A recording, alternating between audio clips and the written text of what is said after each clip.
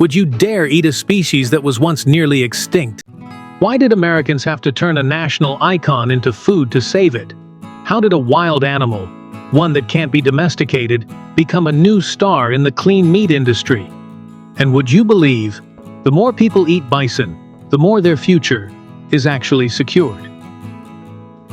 Once a wild symbol of North America, bison almost vanished from the biological map due to human hands. Now it's those same humans who are bringing them back by putting them on the dinner table. In this video, we'll explore what makes bison completely different from regular cattle. Why are more and more farms switching from raising cattle to raising bison, even though they are hard to control and can't be domesticated? And is this truly the future of the clean meat industry, or just another cycle of commercialized nature? Stay until the end of the video, because what you're about to see might change how you view vegetarianism, clean eating, and even animal conservation. A very American paradox. To save a wild species, people have to eat it. At one point, bison were nearly extinct from North America, not because of an environmental crisis, but because humans hunted them to depletion. From over 60 million, they were reduced to just a few hundred surviving individuals. But the paradox is, to save that species, people are eating it. Today, bison meat is no longer a rarity. It's right there on the shelves of clean food supermarkets, labeled natural, sustainable, ethical meat. How did a wild species, one that cannot be domesticated, become a competitor to the beef industry? The answer starts with the way bison are raised, something that goes almost completely against every principle of industrialization. You can't call bison livestock in the traditional sense. They don't stand still to be petted, and they don't like being herded into pens. Even though they've been raised since the early 20th century, bison still cannot be trained like cattle. They don't respond to industrial feed. They don't come to the trough when called. Bison are direct descendants of the wild, with instincts too strong to be domesticated like cattle. So then why do people still raise them? Unlike industrial cattle ranches, where every movement is controlled by chains, enclosed pens, and force feeding, modern bison ranches have an unwritten rule. Don't try to change the bison's instincts. They are raised on open pastures, hundreds of hectares of land for each herd. No fixed barns, no narrow fences, no forced meal times. You don't control the bison, you just live alongside them. And that model is called hands-off ranching, farming without interference. Cattle can be herded with calls, a light whip, or a truck from behind. But bison cannot. They don't respond to human voices. They aren't afraid of whips, and they absolutely will not be forced. If you try to herd them, they won't run away. They'll turn and confront you. There have been cases of bison flipping pickup trucks, tearing down steel fences, and causing severe injury or death to ranchers. That's why the bison ranching industry is forced to adopt a method of control. That's almost like meditation. Pressure and release. Apply gentle pressure from a distance, then immediately release it, allowing the bison to make its own choice to move. You don't give commands. You just create a situation, and then step back. And if it goes, you're happy. If not, you wait. This is no longer ranching. It's applied psychology on wild animals. A model where no one is really in control. Only the more patient will survive. Do you think when it snows they'll be sheltered? Bison have 2 layers of fur, many times thicker than cattle, and can withstand cold down to -40°C while calmly grazing. They dig through the snow themselves, find dry grass, and survive without intervention. This is one of the rare livestock species in the world that doesn't need protection from rain, wind, or the cold. And no one dares to get close enough to help, even if they wanted to.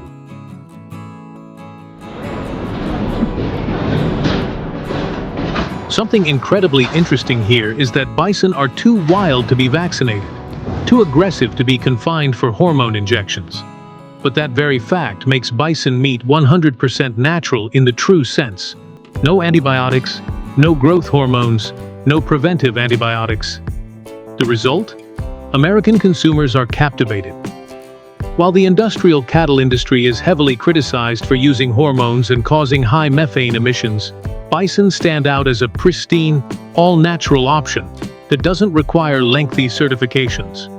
Is there any meat cleaner than meat from an animal that's never been injected with anything? Raising bison isn't just about keeping them alive.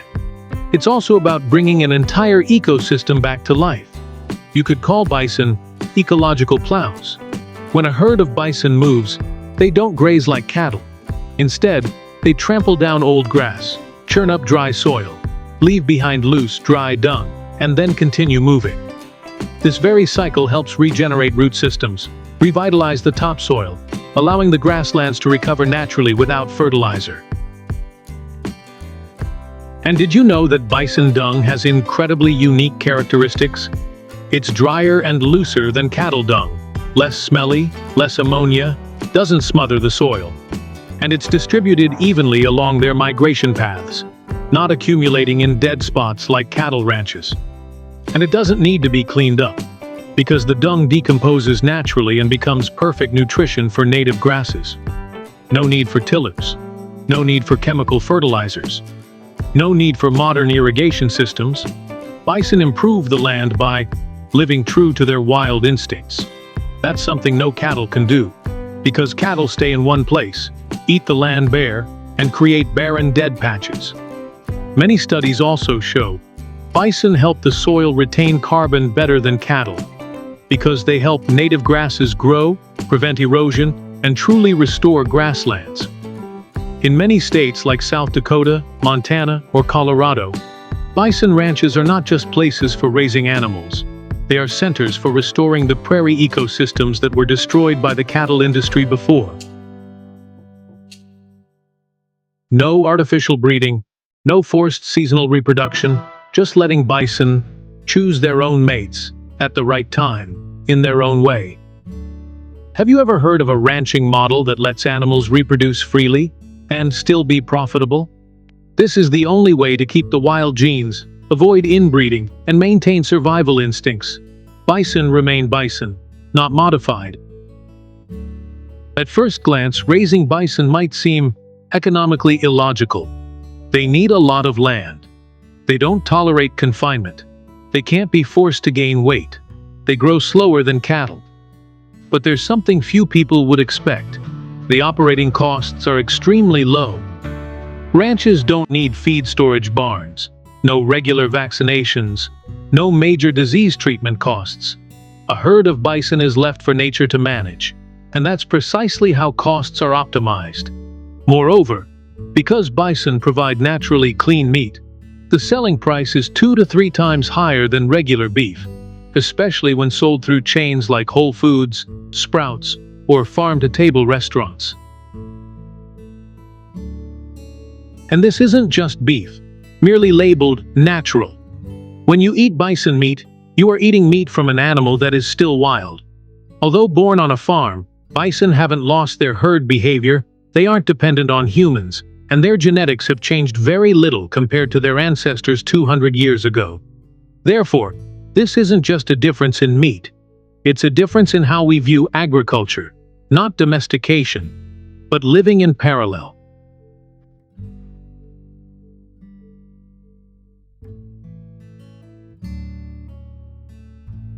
That's why many people believe that raising bison could be the future of American-style ecological agriculture. But this parallel existence only persists if there are buyers. Here's a paradox. To conserve a wild species, humans have to put it on a plate. Someone has to be willing to pay for each cut of meat, for there to be a reason to maintain the herd. Is this truly a sustainable model to maintain this paradoxical conservation? And what really keeps this paradox alive? We will explore that in the next section, where bison meat is no longer on the ranch, but has reached the dinner table, labeled clean, and has become part of a new consumer culture. Meat with a story. Meat must have a story. That's the new criterion for a segment of American consumers over the past decade.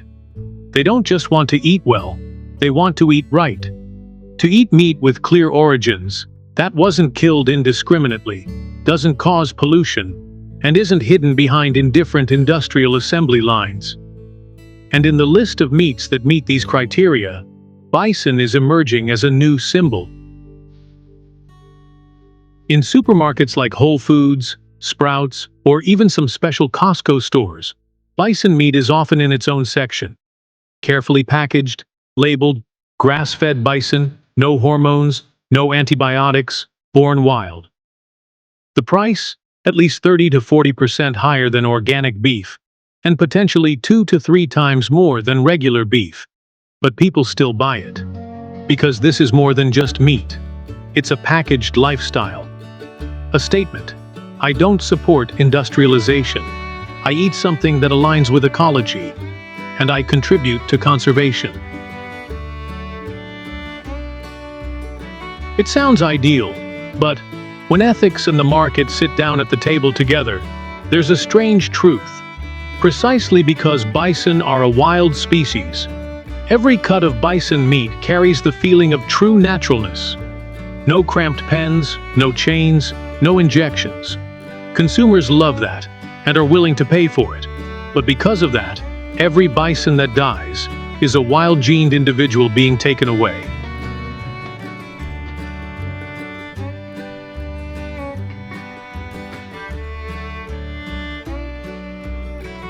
Do you see the paradox? If they are not killed, the market doesn't exist. Farms stop raising them. The bison herd disappears. If too many are killed, what's the point of conservation? The U.S. bison industry is currently strictly controlled. Ranches only harvest a small percentage of the herd each year, maintaining the herd structure, with no confinement and no mass artificial breeding intervention like with cattle. But this leads to a bigger question. Is conservation through consumption truly conservation? Or is it just a naturalized version of consumerism?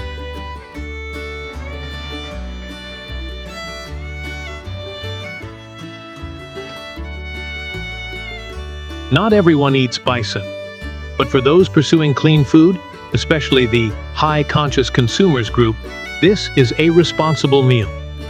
Many people eat bison for health reasons. Up to 30% less fat than beef, rich in iron and vitamin B12, low cholesterol levels.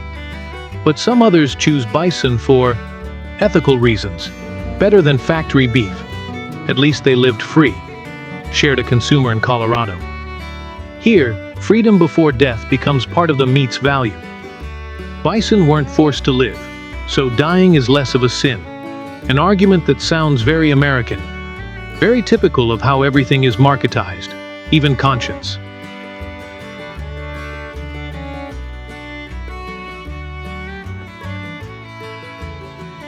But do you know the real reason the eat to conserve paradox exists? A sad truth that few people know, bison are an icon, but not an animal fully protected under U.S. federal law. Unlike gray wolves, grizzly bears, or bald eagles, bison are considered livestock in most states. In other words, the conservation of this species doesn't come from law, but from the market. As long as there are people eating bison meat, there will be people raising them. As long as there are people willing to pay a high price, the bison herd will continue to grow. But what if the market collapses? What if consumers go back to cheap beef? This entire voluntary conservation ecosystem could evaporate in just a few years. Not all species are protected by fences and laws.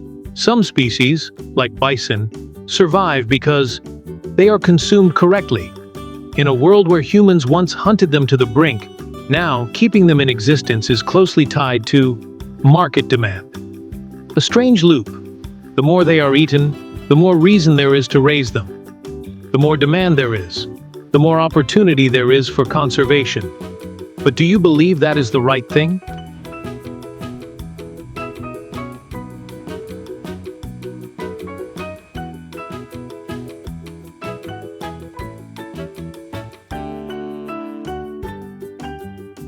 Does a species that only exists if it brings profit truly exist? Are we protecting nature, or just redefining control over it? You can look at a piece of bison meat as a sustainable solution, or as another symbol of compromise between ethics and profit, between conservation and consumption. Please leave your thoughts so we can discuss.